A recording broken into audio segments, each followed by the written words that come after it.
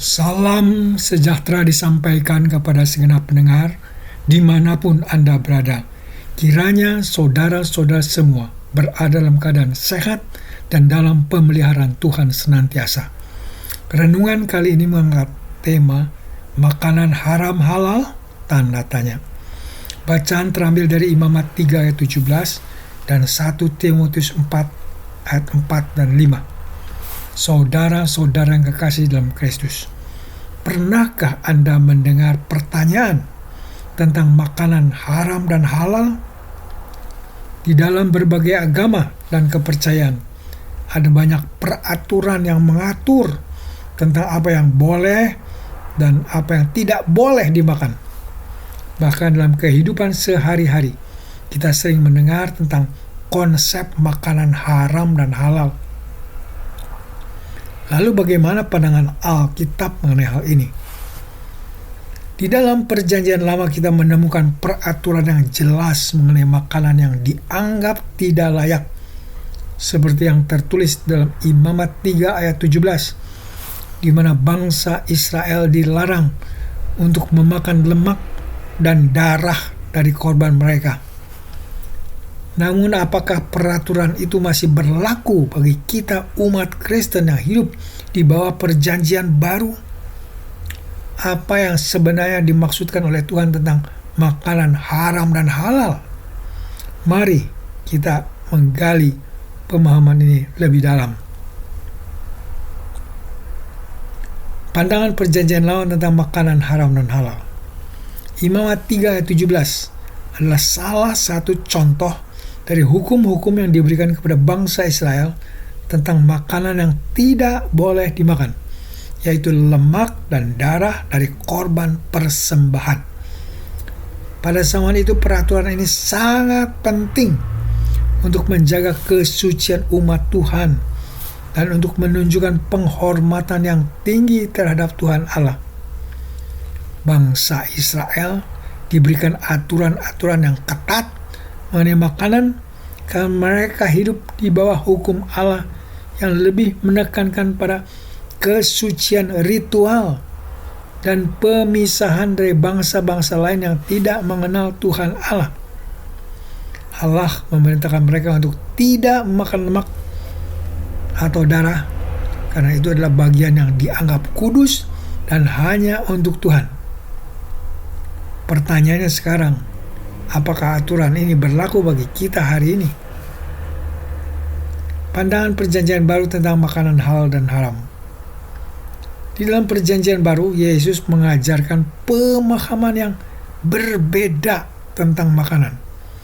Dalam Markus 7 ayat 18-19, Yesus berkata, "Apakah kamu juga tidak mengerti?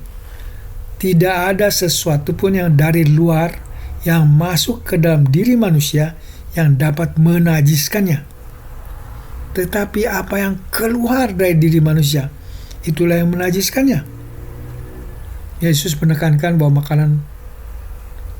makanan bukanlah yang membuat seseorang najis. Yang penting adalah kondisi hati kita, bukan apa yang kita makan. Semua makanan yang diterima dengan ucapan syukur adalah baik. Dengan kata lain, dalam perjanjian baru, Yesus mengajarkan bahwa kita tidak perlu mengkhawatirkan makanan mana yang halal, makanan mana yang haram, berdasarkan peraturan-peraturan perjanjian lama. Semua makanan halal asalkan dengan ucapan syukur. Pernyataan ini semakin ditegaskan oleh Rasul Paulus dalam 1 Timotius 4 ayat 4 dan 5. Karena semua ciptaan Allah itu baik dan tidak ada yang perlu ditolak, asal diterima dengan ucapan syukur. Sebab semuanya itu dikuduskan oleh firman Allah dan doa. Di sini Paulus mengajarkan bahwa semua makanan halal selama kita menerimanya dengan ucapan syukur. Dalam Kristus kita tidak lagi terikat pada hukum makanan dari perjanjian lama. Semua makanan adalah berkat dari Tuhan, dan kita seharusnya menerima berkat tersebut dengan hati yang penuh rasa syukur. Ini adalah perubahan besar dalam cara kita memandang makanan. Lalu apa yang dapat kita ambil sebagai pelajaran dari semua ini? Apakah kita bisa makan sembarangan? Apakah ada makanan yang benar-benar haram dalam pandangan Kristen? Jawabannya adalah dalam konteks perjanjian baru tidak ada makanan yang diharamkan selama kita menerimanya dengan ucapan syukur dan tidak melanggar hukum moral yang lebih besar seperti yang ada dalam ajaran Yesus.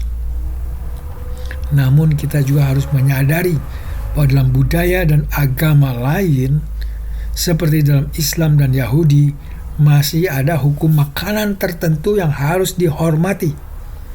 Hal ini mengingatkan kita untuk selalu menghargai perbedaan keyakinan dalam masyarakat dan tidak terburu-buru menilai pandangan orang lain. Penting untuk selalu mendekati topik makanan ini dengan bijaksana dan penuh rasa hormat. Bagi kita umat Kristen, inti dari segala hal adalah hubungan kita dengan Tuhan, bukan sekedar makanan yang kita makan, tetapi sikap hati terhadap Tuhan dan sesama. Tema renungan kita berbunyi dalam bentuk pertanyaan. Makanan haram halal ini adalah pertanyaan yang mungkin banyak orang bertanya, baik di dalam maupun di luar gereja. Namun jawaban Alkitab adalah bahwa dalam Kristus, sekali lagi, dalam Kristus semua makanan yang diterima dengan ucapan syukur adalah halal. Tidak ada makanan yang najis bagi orang-orang yang memiliki hati yang penuh penghormatan terhadap Tuhan. Namun kita tetap diajarkan untuk hidup dengan bijaksana dan penuh penghargaan terhadap keyakinan orang lain. Sebagai umat Kristen, mari kita terus hidup dengan sikap syukur dalam setiap berkat-berkat yang Tuhan berikan, termasuk dalam hal makanan.